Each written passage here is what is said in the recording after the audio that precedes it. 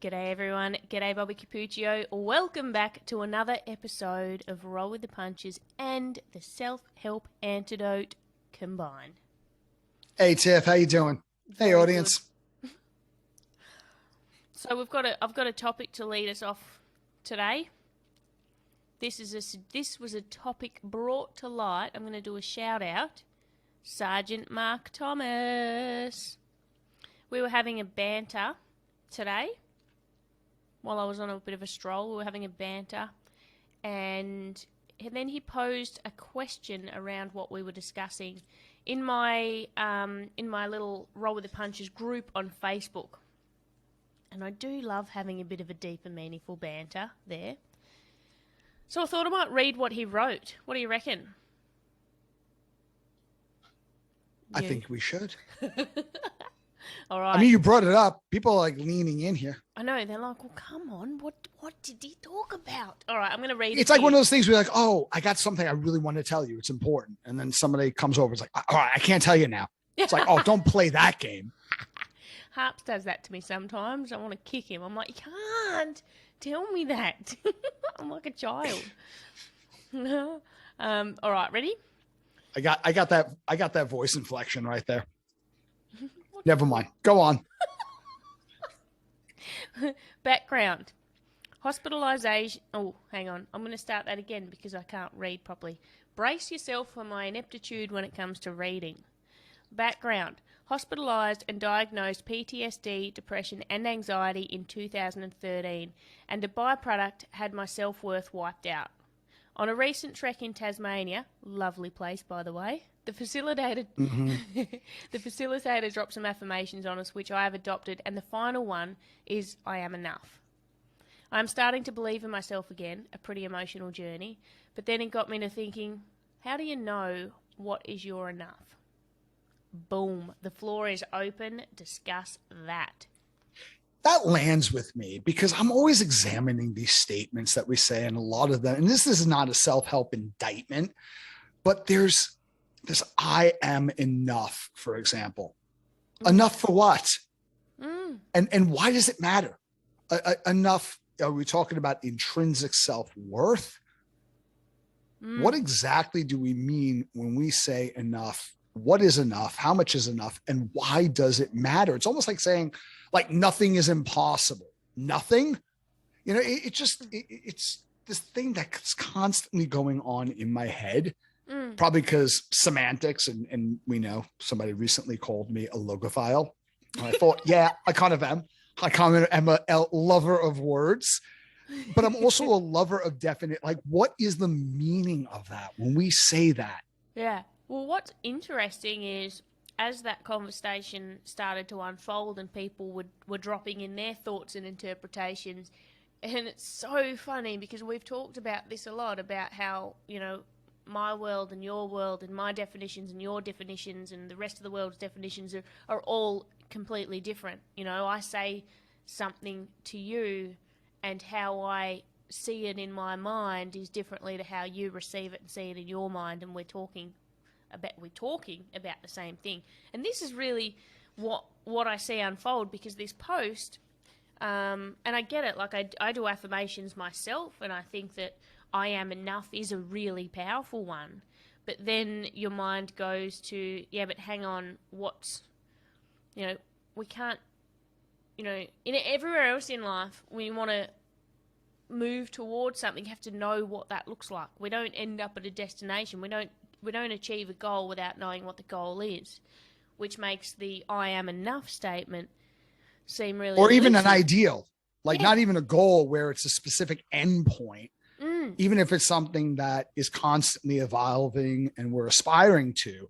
So it's an ideal that we're never going to reach. We're just moving progressively toward it.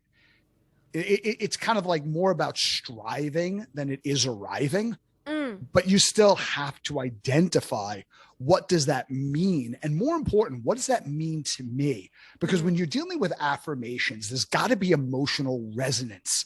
Because if it's not emotionally provocative, it's not going to inspire. It's not going to resonate. It's not going to reframe how you see yourself or the world around you. And a lot of times when it, like research from University of Illinois, Ibram Sene, what his experiments revealed, if it contradicts your inward self-concept and the evidence that you've accumulated or even that you've subjectively identified to construct your self-concept, affirmations a lot of times have the opposite effect. It could have a negative effect rather than one that's constructive. We could talk about that in a little bit in his experiments, what he found, because it is fascinating, because sometimes affirmations can do harm. Not saying affirmations in and of themselves don't work or they're bad, but it's, what are you affirming? Why is this affirmation important to you? And how are you going about utilizing the affirmation? And how does that show up in the real world to create a reference point to accumulate some evidence to fortify that thought process or that ideal? Does that make sense? It certainly does. I want to point out two things. I'm going to come back to unpack this affirmation versus self-talk. But in the group, what interested me was immediately seeing some people were talking about I am enough in terms of it being a feeling, a sense of self. And some people went directly to goals, goal setting and goal. So that was an outer thing. So for me, I resonated more with enough being a sense, a feeling, a kind of a state of being, an identity, rather than a set of circumstances or goals. But back well, it's got to be something, it's got to create an intrinsic compass, because you're not in control of circumstances or your environment all of the time, and a lot less of the time than you probably think you are. So it has to be something that's intrinsically generated. It's almost like a reed being planted in the ground. It's something that is so stable that as the winds blow, regardless of the level of force and change direction, it allows you to be flexible and adapted because you're rooted into this principle, ideal, and how you relate to your identity in the face of this ideal that gives you that grounding to be flexible no matter what life throws at you. I know that sounds like a big statement, no matter what life throws at you. That's relative. But when life throws adversity at you or changing within the intensity or direction of the winds, you can't adapt because you're firmly planted into something that gives you a sense of stability and certainty. When I talked about the affirmation versus self-talk, I think that we can knowingly say an affirmation and unknowingly narrate a completely opposing self-talk at the same time. And I think talk about that. That's I love that. I think that can happen, and this is just my opinion without too much thought, it's just popping into my head, but I think that when we start to look at that outwardly focused I am enough, so we go I am enough, and then we in our mind we have some outside circumstance or goal, then we say I am enough, and internally we look at that goal, the fact that we don't have it, and we beat ourselves up on it, and the I am enough is actually our internal voice. Part of us is going I am enough, and our internal voice is going I'm actually not, that's why I'm saying it. I say this because I'm not enough. I'm not. So internally there's a different opposing. Yeah, so pursuing that magnifies the contrast. If I'm constantly, I'm enough, it's illustrating the fact that inwardly you don't think you're enough. Yeah, and then what will happen is we'll just keep moving those goalposts in our mind, and we'll, whether they're clear to us or whether maybe they're a bit more subconscious, we'll keep looking for the evidence and seeing it and focusing on the evidence that actually says I'm not enough. And that is one of the problems with affirmations. I think that's pretty astute there, Tiff. Is if I'm constant, it's kind of like Hamlet, the lady doth protest too much. If I'm constantly affirming something over and over, am I really that thing? Like Brad Pitt probably doesn't look in the mirror and go, you are handsome and desirable. You are handsome and desirable. No shit. The people who do that is the people who feel inwardly, no, I'm not. and I don't feel I am. I want to be, but I'm not that thing. So as I keep affirming, am I really affirming the thing itself or the antitheses that I'm trying to move toward? And by moving toward it, white knuckling with this dependency and high levels of emotion, I'm actually moving further away. Yeah. Because there's a big difference between I am enough and I am. Let's talk about the research with Ibram Sene. And I love this because there's a lot to be taken. They brought these groups in and they said, okay, this is an experiment on Enneagrams, word puzzles. We want to see how effective and efficiently you can solve these problems. But we need to get a good sampling of your handwriting. So one group, they had them write, I am, which is affirmative language. Mm-hmm. The other group, they said, just write, am I? The exact opposite. Mm-hmm. They reversed the words, but they left it as an open-ended question. I think there's something powerful approaching life in the question rather than being attached to having the answer. And they just had them keep writing it and writing it and writing it. So, all right, that's enough. We can recognize your handwriting. This is good. And they found that the people who wrote am I performed so much better than the I am group on the Enneagrams. And they thought, wow, this is interesting. So they started doing this stuff with like financial goals and fitness goals. And it's funny because the people who wrote, I am fit, I am healthy, or I will, I think it was, I will, eat vegetables every day. I will not. So they started writing these affirmative based language. And then the other group just flipped the question to will I? So instead of I will wake up at 5 a.m. and go to the gym 3 days a week, it was like, will I? Will I wake up at 5 a.m. and go to the gym? And here's what was interesting. When they took a look at these groups, the open-ended people performed far better than their self-reported baseline behaviors. Wow. The affirmative language group performed worse than their baseline behaviors. And in the exit interviews, like, well, what do you think happened here? So, well, yeah, I was writing this down, like I will. And then I thought about the last 3 diets that I've been on and I rebounded. Or one diet, I actually gained weight. And there was this little voice in my head basically saying, bullshit. You're not going to do any of these things. You know you're lazy. You know this never works for you. Another issue that came up is they thought, well, I'm writing all these things like I will and these affirmations. If I don't do it, I'm going to be judged by the researchers. And that stifled their behaviors. Where the open-ended question worked for a couple of reasons. One, there wasn't this contrast between my negative self-talk and that critic that's pointing out all the times that I failed when I affirmatively decided to do something, because after all, it's an open-ended question. Second, I wasn't making a declaration that raised my level of apprehension around judgment from the researchers. And then there's something else that happens here.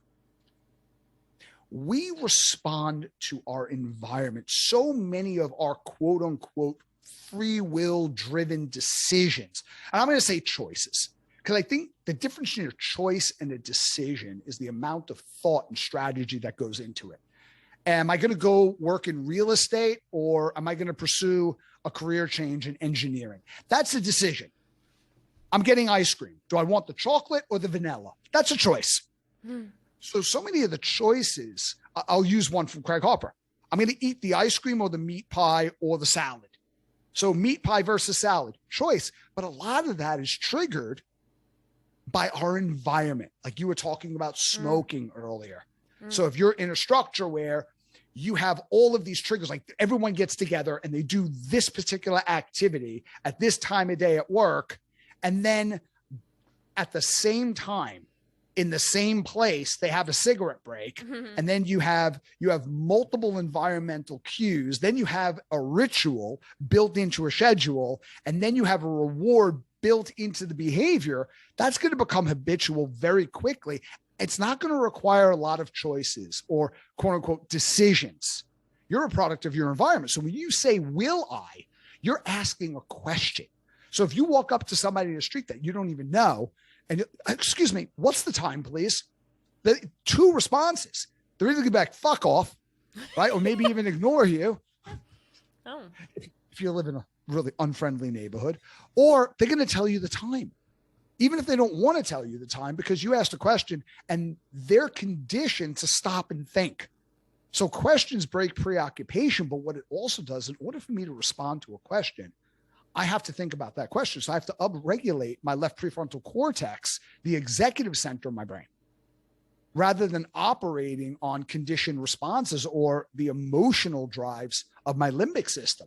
So wedging a space between stimulus and response with an open-ended question seems to work. Now, does that mean affirmations do not work? No, it means they have to be personal. They have to be emotionally charged. There has to be emotion there, and it has to be believable. It can't contradict your self-concept, because then you're waging an internal war against yourself. I just had a bit of a spark in the middle of that rant of yours. It reminded me. Are you having technical issues? In my brain. It was a brain spark. Doesn't happen often, but I just experienced it. I can't remember which conversation this was in, but I remember talking about... who talked about this? Anyway, it was asking people to... getting people... I think it was with one of your conversations I talked about this again. Getting people to like you by asking them to do you a favour. Can't remember who this was from, so I'm not articulating it well. But as you were talking about that, and I was thinking about the I am versus the am I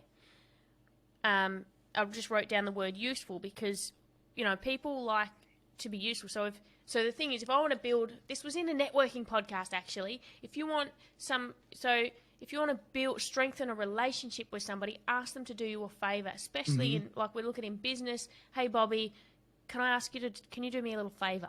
And then I ask you something that relates to your expertise, and you're like, fuck, I can be useful. I'd love to do you a favour. I'm needed. So I was thinking... You're needed, you're validated, and it reinforces the self-concept that you want to have. Yes. And this wouldn't work in all instances, but in some instances where the I am isn't landing, can the am I open up the inquiry, but also let us step in to be the useful thing in that instance? Am I going to work out today? And then the part of our brain that wants to be a people pleaser is like, I can do this. I can actually fill in here. I can make sure that box is ticked. So I become useful to me by asking myself the question, thus getting closer to the affirmation. Yay or nay? Well, possibly. I mean, you could say, look, I'm doing this on behalf of my future self, in service of. Another question that is underutilized, but is powerful, is who else? Who else are you going to do this for? Because sometimes we're not going to do things for ourselves, but we'll do it for our family. We'll do it for a close friend. So when I get what I truly want out of my exercise, out of my eating habits, who else and what else is impacted?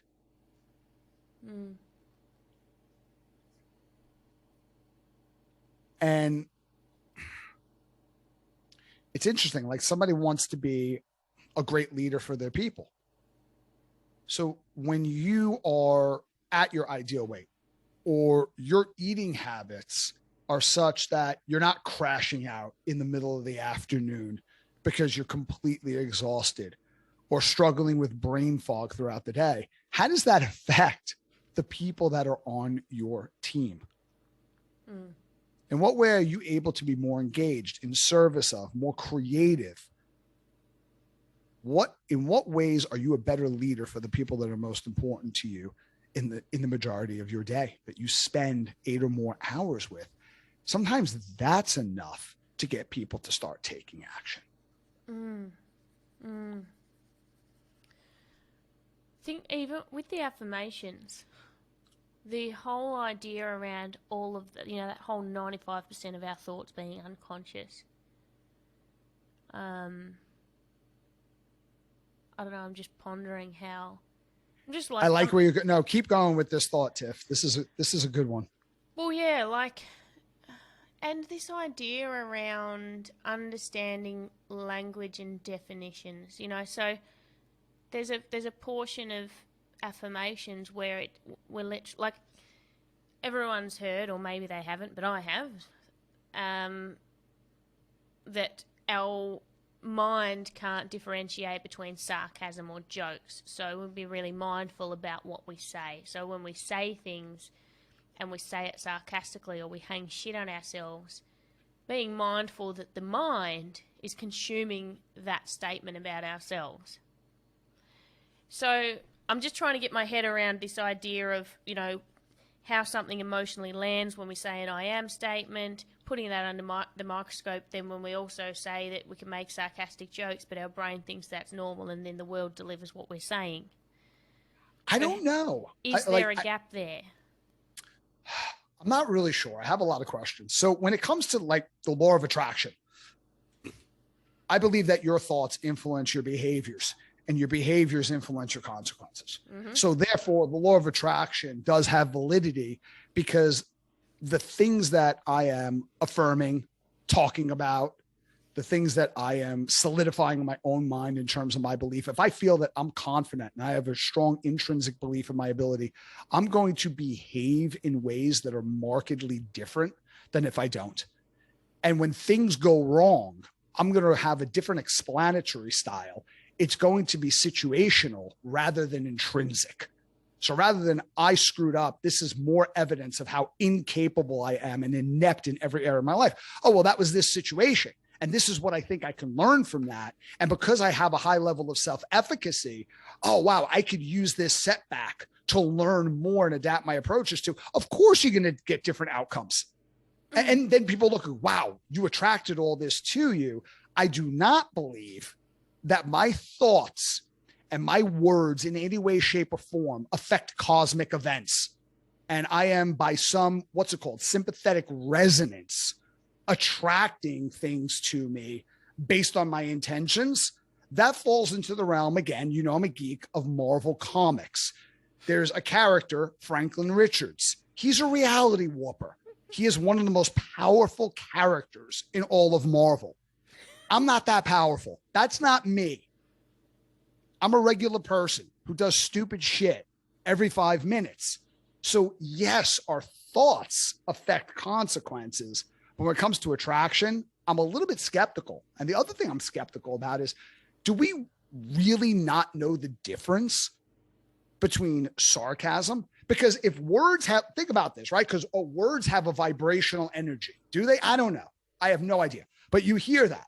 So words have a vibrational energy, like Emoto. Remember this?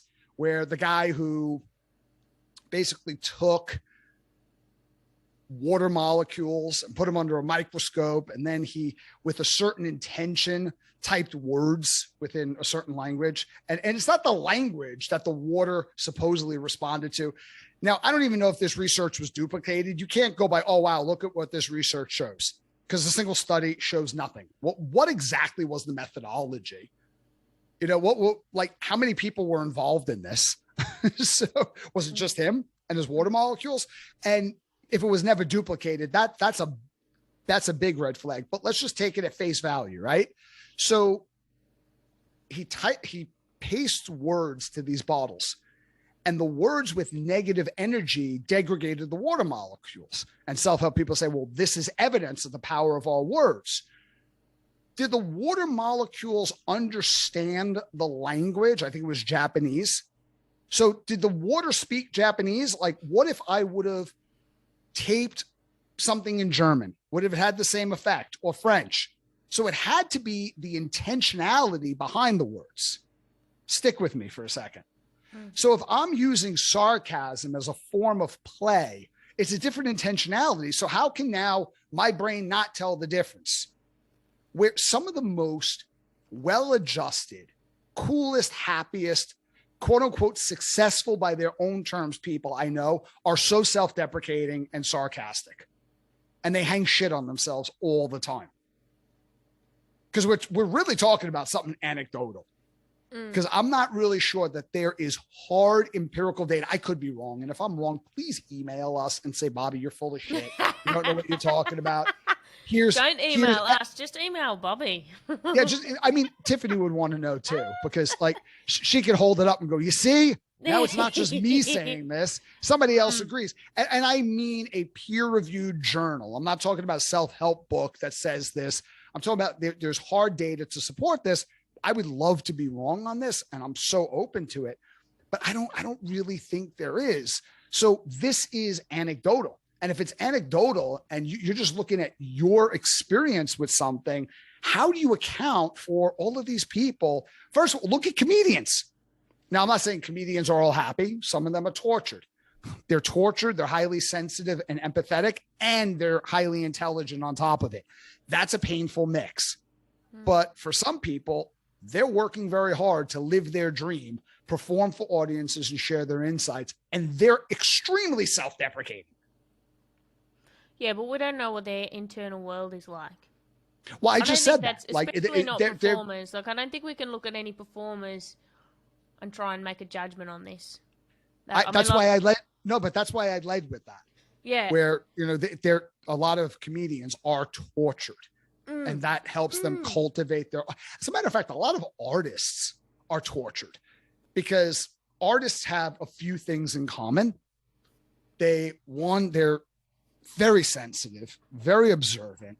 A lot of artists are empathetically moved by the experiences of others. They have a lot of activity, disproportionate amount of activity in the left prefrontal lobes. The right prefrontal cortex versus the left, which is the activity pattern you see in the brain when you're dealing with levels of sadness, anxiety, or fear. So there's that element of it as well. And intellect. And all of those things by themselves are great gifts and great attributes. When you put them all together, sometimes it's a recipe for suffering. Here's a question or a thought bubble around whether or not our affirmations / words, intentions actually change our reality, change the things that come into our lives. Does it matter? Now, let me explain. If we spend time making statements, changing what we say to ourselves, thus changing some of our internal beliefs, we start to create a bias, and a bias that starts looking out for different things. So maybe our outward situation, and we can never prove it because we can only live one reality, and that's reality is either in the moment not doing affirmations and living in shitty mindsets, which then having a more negative bias, or the other reality is I want to have a more positive outlook. I'm going to do positive affirmations. Therefore, I start to change what I look out for in the world by default because my intentions every morning and every night, twice a day, is to feed my mind a specific set of messages. Then all of a sudden, in the reality that may or may not be changing, but in that reality, I start to see differently. I start to see all of the positive stuff, and I start to feel rich and start to go, look, all of this evidence of how worthy I am. Look, I am enough because I've asked for this, and I see how lucky I am to have it. Yet what we don't know is maybe our outer reality hasn't even changed, but us within it has. Which I think that's I think that's a brilliant point, Tiffanee, because you're utilizing through intention or attention, your reticular activation system, which helps to regulate sleep-wake cycles and attention to stimuli within your environment.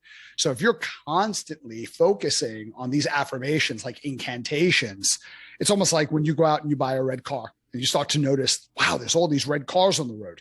And it's not like you're such an influencer that the second you bought a red car, everybody else went out and got one. There's always been the same number of red cars out on the road. Yeah. You just haven't noticed it because it wasn't relevant to you. Now that stimuli stands out as relevant because it's something personal. And from that perspective, that's really powerful. And that could explain why meditation, affirmation, prayer, or one of the reasons, not saying explains in totality, but it's one reason why all of that stuff works. Because you're bringing your attention to something that shifts what you notice within your environment. Because we all have our delusions. We've talked about this, and people defend their delusions zealously, but some delusions are mentally healthy. So Alvaro Pascal Leone used transcranial stimulation to downregulate portions of people's prefrontal cortex that deals with their concept of self.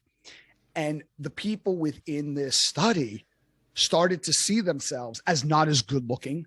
They're not actually as funny as they think they are. Now, I don't need transcranial stimulation. I have a wife to point that out for me, but their self-concept decreased and they felt horrible because we do have our delusions.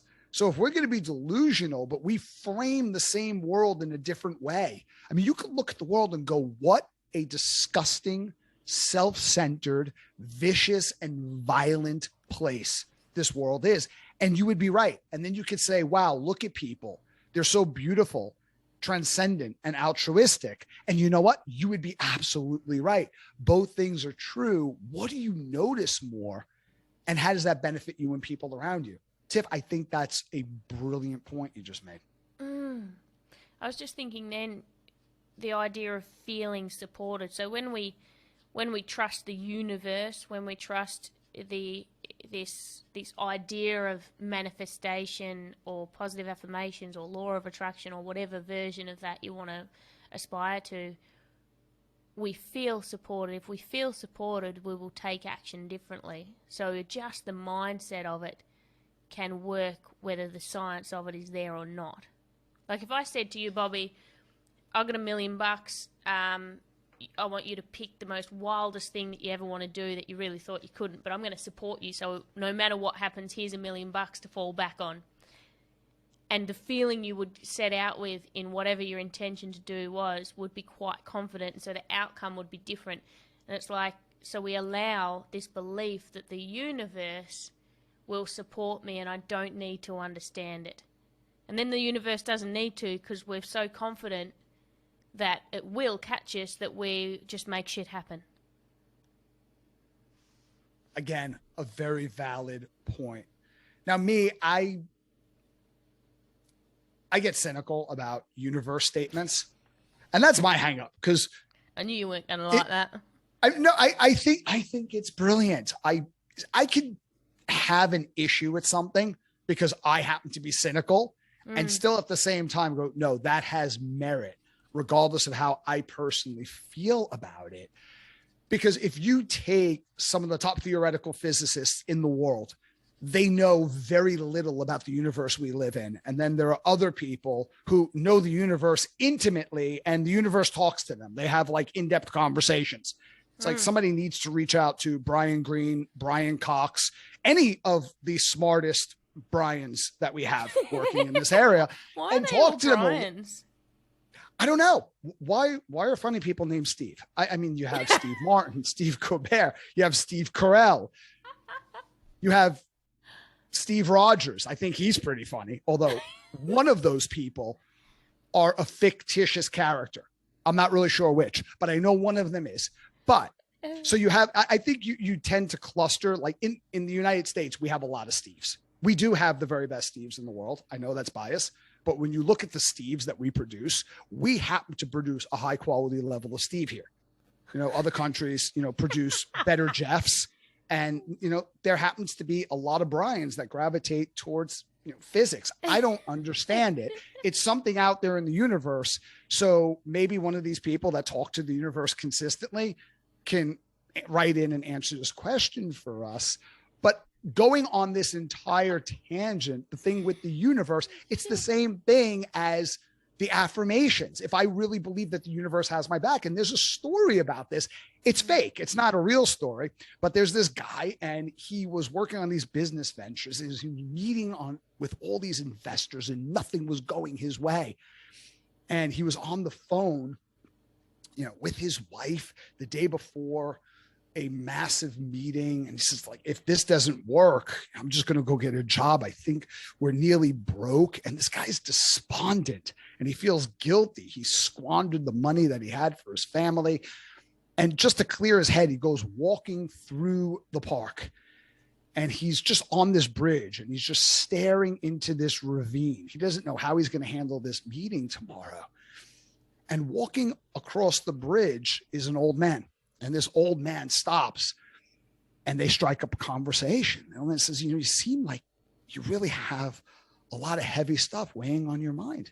Do you want to tell me what's going on? Maybe. Sometimes it helps. And he starts talking to this guy and unloading all of his troubles. Turns out the guy on the bridge was John D. Rockefeller.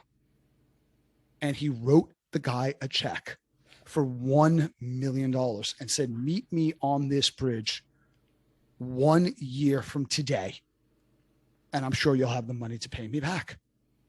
And this guy went out to his meetings with this unshakable level of confidence because he knew he had the million, which back then was an extraordinary amount of money. And he never even had to cash the check. And he realized all of his business ventures. And 1 year later, to his word, he went right back at the same exact appointed time to meet John D. Rockefeller on the bridge.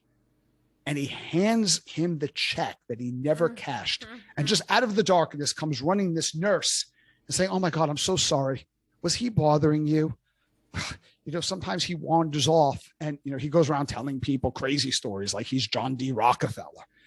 And the two of them walked off and there the man was dumbfounded. Now, of course, this story never took place, but for those who think it took place, it's a powerful story because imagine if you had the support, you had 1 million in your pocket from John D. Rockefeller, of all people.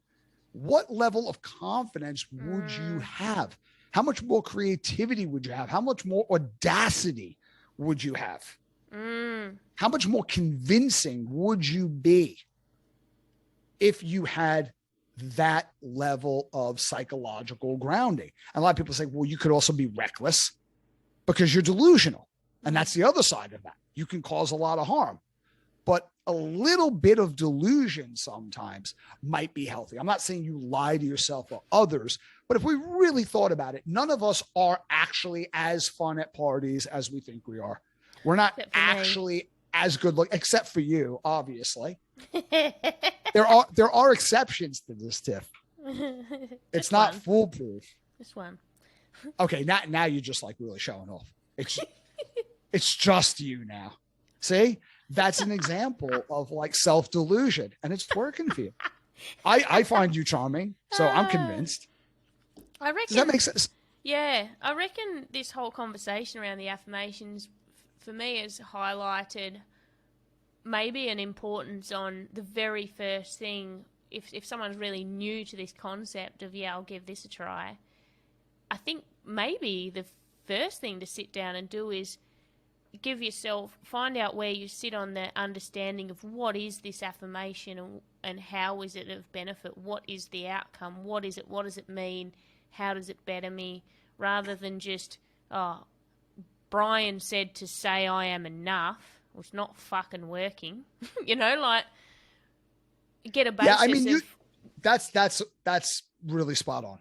Somebody else is giving you this affirmation, and sometimes it really resonates. You're like, oh, that clicks. I love. Other times it's, well, I was told this is, so that's a bit tricky. Can we talk about the darn cat? Not bear. Let's talk about the darn cat, because I think a gauge around the level of affirmation or the depth or the audacity, you might benefit from contrasting that with change talk. So there's 3 types of talk you're going to have, either with a coach or a therapist, or this could be your own talk inside your head. There's resistance talk, where you feel that anytime somebody talks to you or you consider the aspect of change, the prospect of change, it's a threat and you're reactive. So you get defensive or you start explaining.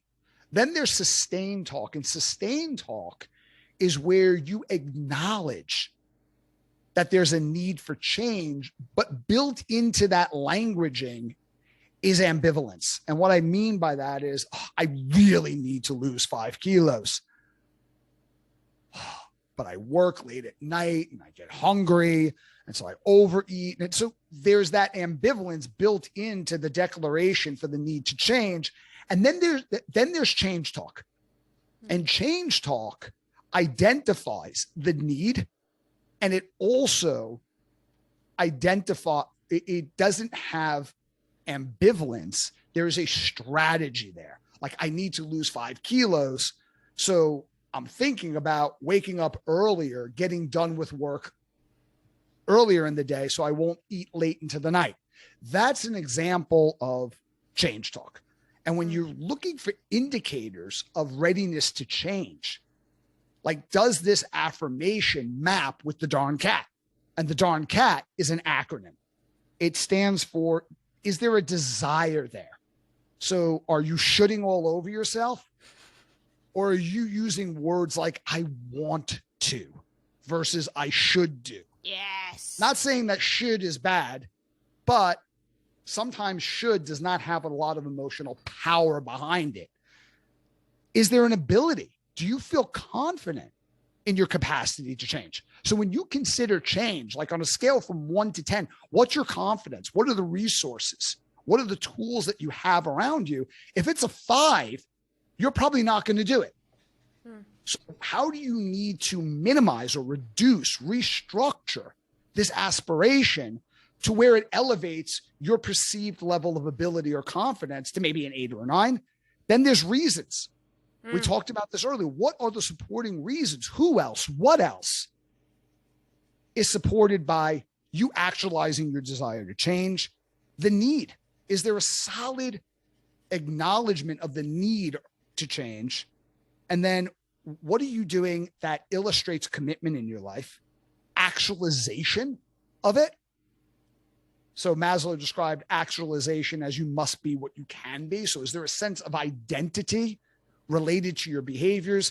And then there's also, like, are you taking steps?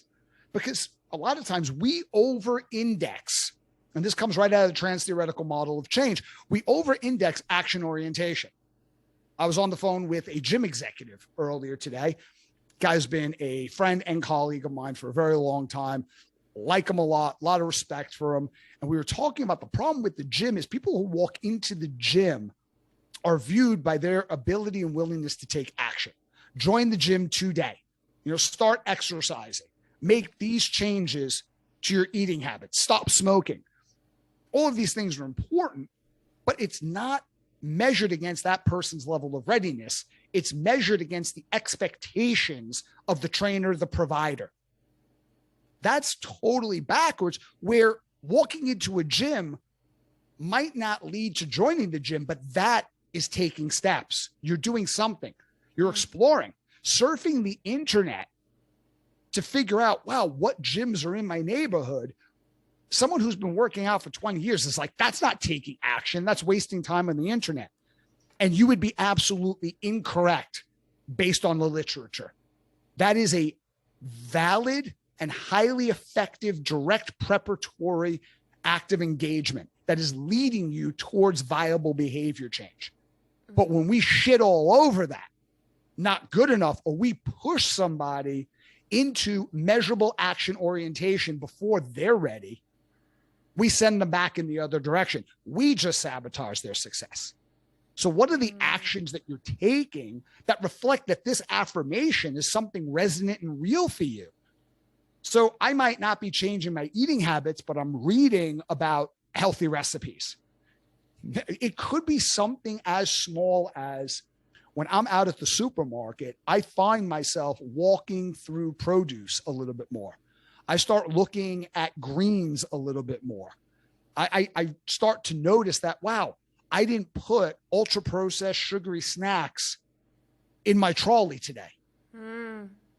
Now, I might have gone out straight after and ate a donut, and I noticed that, but I don't notice the preparatory behaviors that are getting me ready for more audacious, ambitious acts of behavior change.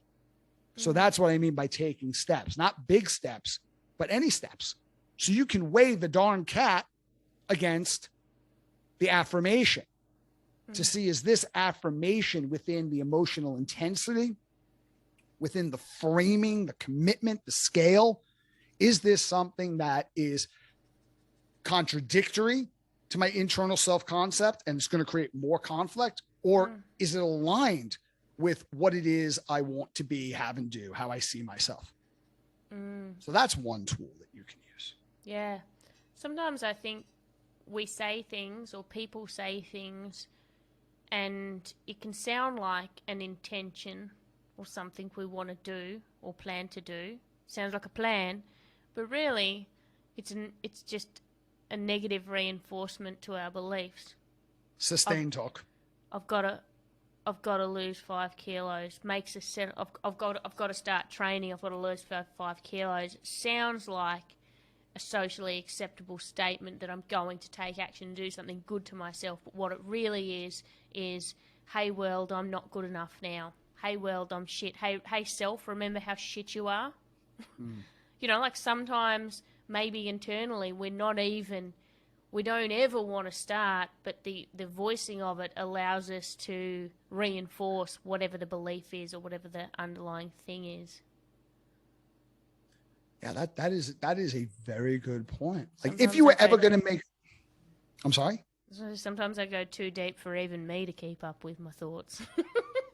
No, I love your line of thinking on this episode, because you're not only provoking a lot of thoughts in my mind, but you're bringing up things where I was like, okay, I feel this way, but then Tiffanee said something that's like, oh, okay, I could see where the opposite perspective for my own would be true. And to me, that's a great conversation. I think it's a matter of self-inquiry. So go back to social cognitive theory, right? You have emotional affective states, you have verbal persuasion. This doesn't mean that someone's persuading you or you're persuading someone. It's the dialogue that you go through that allows you to persuade yourself. You have vicarious experiences, and then you have behavior change. So if somebody's sitting on the couch and they're heavily overweight and they don't exercise and their diet is completely poor and they feel horrible, not just feel horrible about their weight, they physiologically don't feel well. And this person, to your point, is like, oh, I'm just horrible. I'm a couch potato. I'll never do this. You know, look at how broken I am. And going out and starting a running program or a resistance training program that week is highly unlikely. The questions of, if I was ever to consider this, how would that feel? Like a year from now, if this wasn't where I was at, where would I want to be? And how would that feel? What would be different? What are some of the things that I would be interested in trying? So, you know, would I be interested in joining a gym, or would I want to take yoga? You know, what type of eating plan would I like to be on? What is it about that eating plan that I think I would enjoy, or at the very least be interested in? You know, why that? So don't go talk to your friend who says, oh, well, you know what, you're talking about keto and I don't recommend that. It should be plant. Screw that. That's such a conversation for down the line. Whatever you're interested in, why are you interested in it? What are the elements that draw your attention? Why might that be fun? Why might that be curious? And if you were going to change, what would you need to know, believe? What are the reasons to go ahead and change, and try to come up with more of those than the cons against it?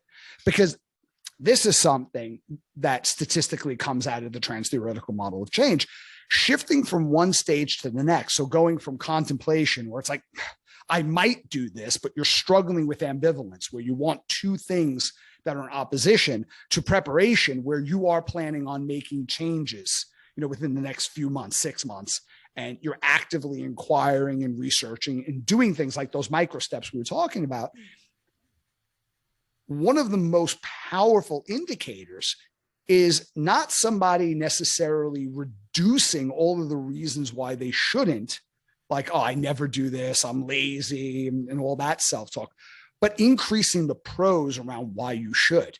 So that's the verbal persuasion. How many reasons do I have? How many benefits can I think of where if I were going to take action on this, I would do it because of these reasons? And then who else is doing it? Who do I know? This is vicarious experience. And it could be someone in a film. It could be someone in a magazine. It could be someone you're following on social media. It doesn't have to be someone you know personally, but who do I know that's doing something like I want to do? It could be someone on Instagram who is not an Instagram influencer. They're not an Instagram model. There's someone who is in the process and they're allowing you to come along with them on their journey through their posts. What exactly is this person doing? What are they not doing anymore? Out of the things that they're doing, which one of those are accessible and desirable that I could see myself doing? Just one thing. Or what are the things that they're not doing that I could see myself letting go of? You know, sometimes doing something is easier than not doing something in the early phases because there's less cognitive load around that. But use vicarious experience of others. And then we say, well, I can see myself doing this. Go create a habit cycle around it. So if I were going to do this behavior for this reason, because it aligns with this value and this is meaningful to me, what would be my triggers? What would, like, the core habit model? We've talked about this on your show. What are the environmental cues I would need? What are the observations I need to make in terms of, will I enjoy this? Will I enjoy it? What's my level of confidence around this? What are my rituals? So if I say I'm going to do this, vague ambiguities are not nearly as effective as meaningful specifics. How many days a week am I going to do this? At what time? Where am I going to do this? With who am I going to do this with? All of those things. And how am I going to enforce this behavior with a reward? And it doesn't have to be an external reward. Every time someone hears about rewards related to well-being, they think smoothies. It's not a bag of jelly beans. Yeah, exactly. There's only so many beans and smoothies you can consume.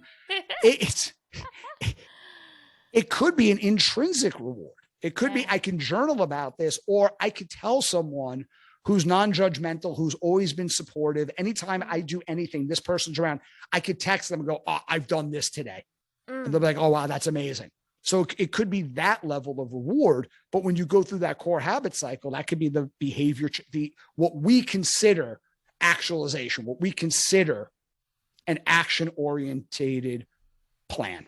I was just thinking then, and I use this a lot, I don't mention it before, but when we're talking about those affirmations or I am statements, and when we get resistance to them, this is a really helpful cognitive process to do. I talk about it with a lot of people. You get resistance, and some people find it hard to write their own affirmations. You know, I am powerful, I am strong, I am lovable, I am all, you know, sometimes it's hard when you go to write it, when you come up against those internal beliefs and you're like, oh, I haven't got anything positive to write or to say to myself.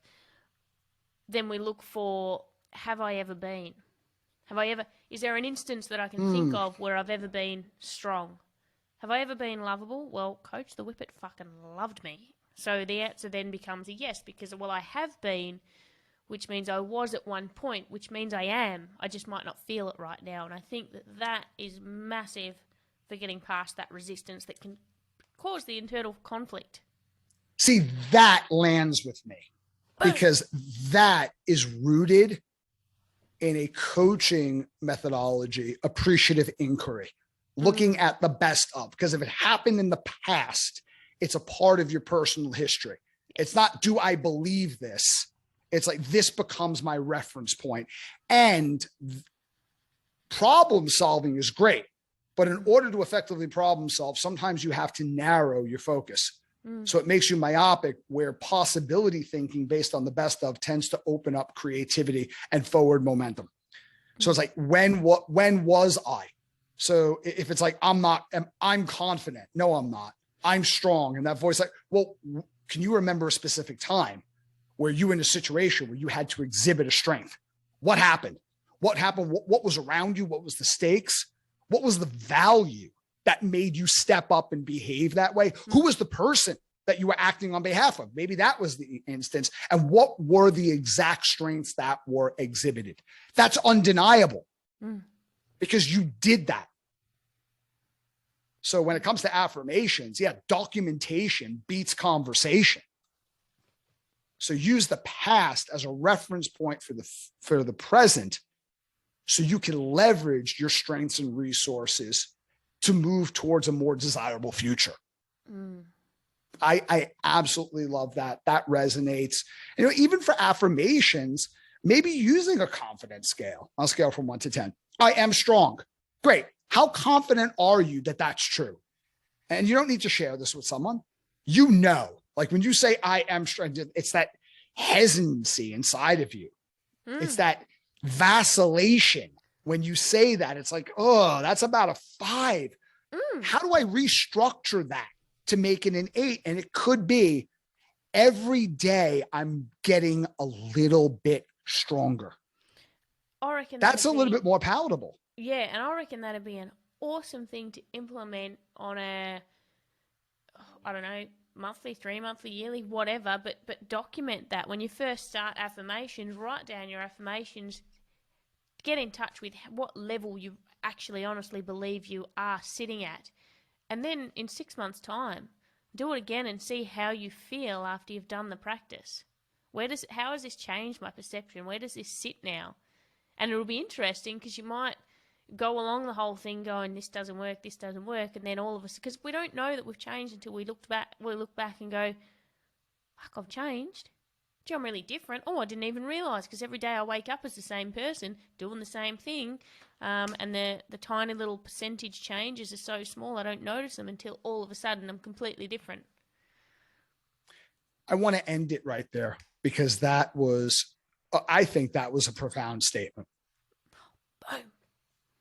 And I hope that there's a lot of people, I hope as you're listening to that, the magnitude of what Tiff just said landed on you, because that was powerful. Beautifully stated, Tiff. Thank you. Thanks, Bobby. I loved this conversation. Thanks, everybody, thanks, Mark Thomas, for opening the door on it. Thanks, Mark.